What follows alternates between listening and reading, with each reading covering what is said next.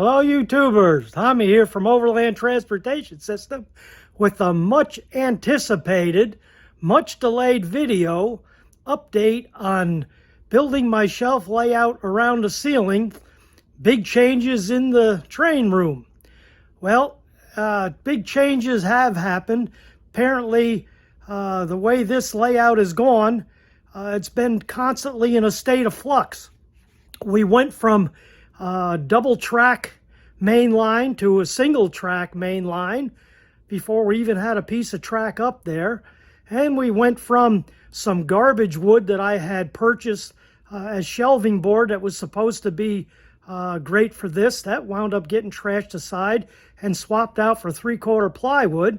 Well, now the latest change is, before I had a train up on the shelf, is there's a big possibility, almost a probability, that we might be relocating from this home. Now, if that happens, there goes my train room. And so I got to hope that wherever we go, I'm going to have a room suitable to do my trains. But the big question is going to be, what will I do with the trains in the train room now? Well, the end scale is easy enough. You know, they just come off the tables, packed away. The end scale right now is plastic foldable tables and interior doors on folding legs. No big deal.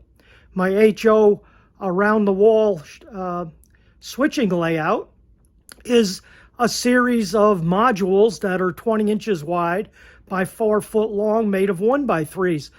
They're carriage bolted together end to end, and they're on shelf brackets. So they just unbolt and they'll come apart, come off the shelves. And what I'll probably do is build some sort of a rolling rack similar to that which you see in a pizza shop, where you slide all the pizzas in on the vertical rack. And I'll probably build something similar to that, to just slide these modules in and secure them and roll them off the property.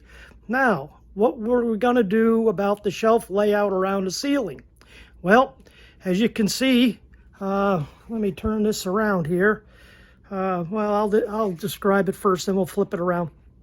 So I built the layout around the ceiling, if you've been following it, and I had a mixture of Atlas and Gargraves track. Well, if I got two choices here. I can either take all of this shelving down, fix the holes in the wall, repaint the blob scenery of all the trees, and take everything with me, or I can leave the shelf up there and let it go with the house. Anticipating that may be the case, I didn't want to let my good track go with the house, so I went and ordered a case of the Menards tubular straight track and an assortment of curves. I took down the Atlas and the Gargraves track, packed that back up, and so the tubular track arrived. I put it together, and so we're gonna run a train on it today and see how it goes. So with that, let me shut this off, turn the camera around, and we'll get right to it. Okay, so here we are. We're on a ladder, and we're just panning around the room, showing what I was talking about. If you've been following this build, you know that I got a bunch of blob, Chris Lyons method scenery up here on the wall. So if I leave all this shelving here, I'll probably leave this Menards tubular track up here, and it's just a simple loop. There is no switches. So right now, all I have is just one lock-on right there. I've run some 14 gauge wire down the wall, and I've hooked it up to a ZW transformer. And so we are going to take and put a Lionel train on there today, and we're going to see how this whole thing works out. Let me shut this camera. Well, I'll just walk right on out. I got the train we're gonna use in this box right here, I'll give you a little bit of history right here. This train was purchased in Schenectady, New York, at a place called Mohawk Train and Hobby. I got it in 1985, and this was my oldest son's. This is his train. This was his first train, his only train. This was the first train that we had in the family, and he was 6 years old, and we ran this for a few months on an 4x8 layout, just plywood with homosode on top. And then I struck ill and had to get out of the snow up in upstate New York, and I relocated to Florida, where I've been since 1988. And so anyway, we're going to open this box, and we're going to unwrap my son's train. Now this does belong to him. We're going to run it up on the ceiling today, hopefully. We have run it a couple times since 1986 and 87. We have run it a couple times around a Christmas tree in the past, but today it's been a long time since this is run. So let us do what they call an unpacking, and there she is. It's a 242, and we're going to put this up on the layout, and we're going to see how it runs. Now, I did put this a couple of weeks ago on a spare piece of track just to see if it would even move, and boy, it growled really bad. And so I took the shell off and I serviced it, and I had to pull all kinds of carpet fiber out of the wheels, and I cleaned the brushes, and so let's put it up on the layout and see how it goes. I'm going to turn the camera off, put it up on the track, and I'll be back. All right, we're back, and as you can see, the train is up on the track, and so we'll go over here to this old ZW, and we'll plug it in. Okay, we got power. So let's put on a little bit of juice, and let's see what direction it runs. All right, it went backwards.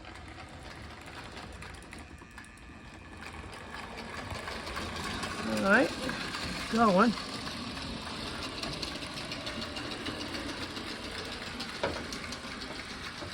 Let's see, where are we?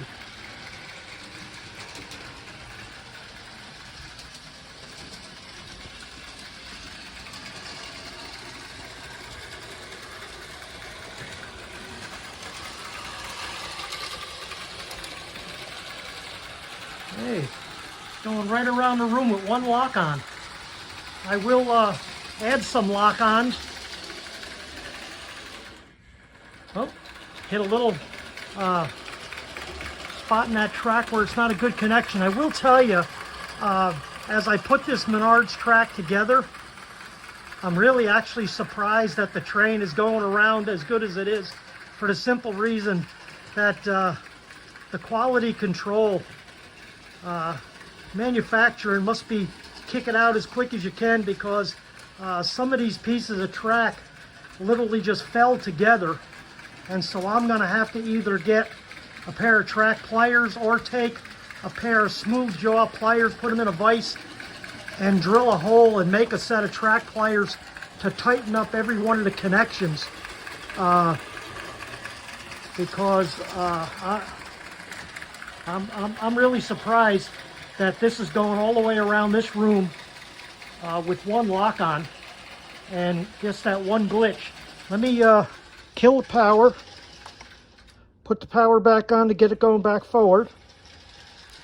Check it out. Okay, there she goes.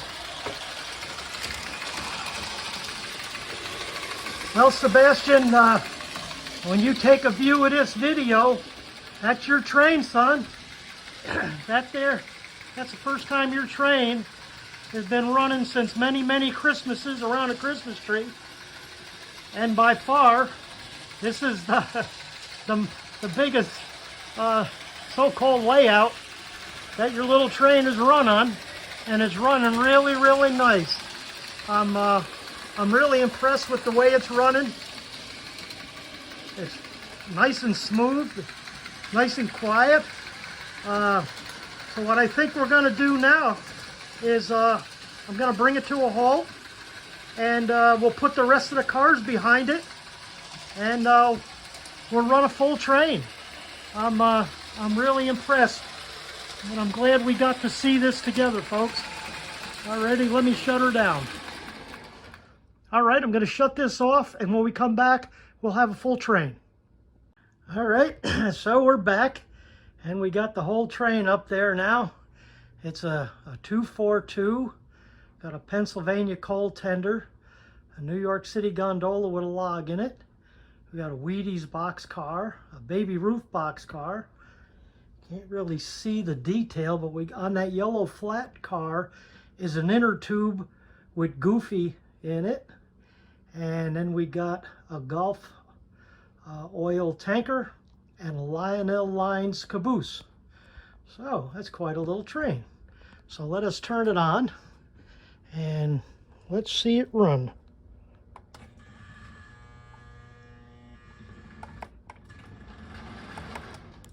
Okay, the tender disconnected.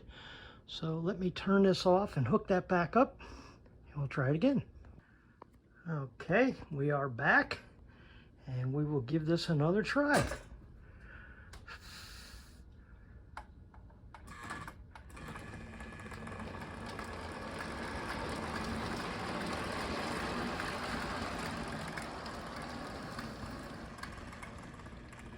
Get a little more juice.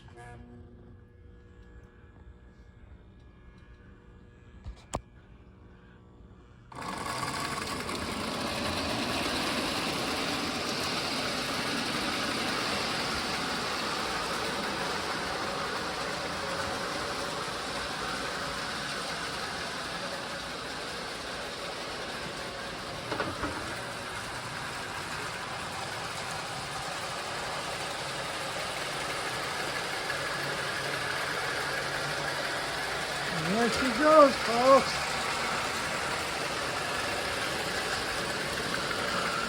How awesome is that? Now back here where I was going to have the double track with the passing siding, that's no longer going to happen. But I'm not going to narrow that board up. I'm going to leave that be. And I'll get on this side of the room and we'll see if we can see it any better as it goes through that siding piece of wood.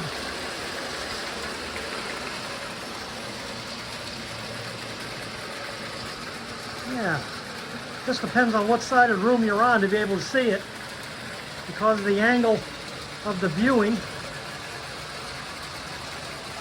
The width of the board kind of blocks out your vision. But I'll tell you, I'm pretty impressed. I'm liking what I see. And like I say, I will add a couple more lock-ons with some drop heaters, and I will either buy or make a set of track pliers and tighten up all the joints. But there we go. I mean, this room is 20 feet long by 13 feet wide.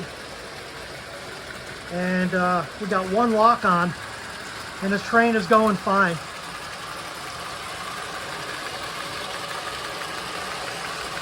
Alrighty, so with that, I'm gonna call this video a wrap, and the next installment will probably be me adding some extra lock-ons and stuff like that, maybe running a couple additional trains. But there we go, success. Here we are, we got our first train running around the ceiling. Okay, we will see you for now. Bye-bye.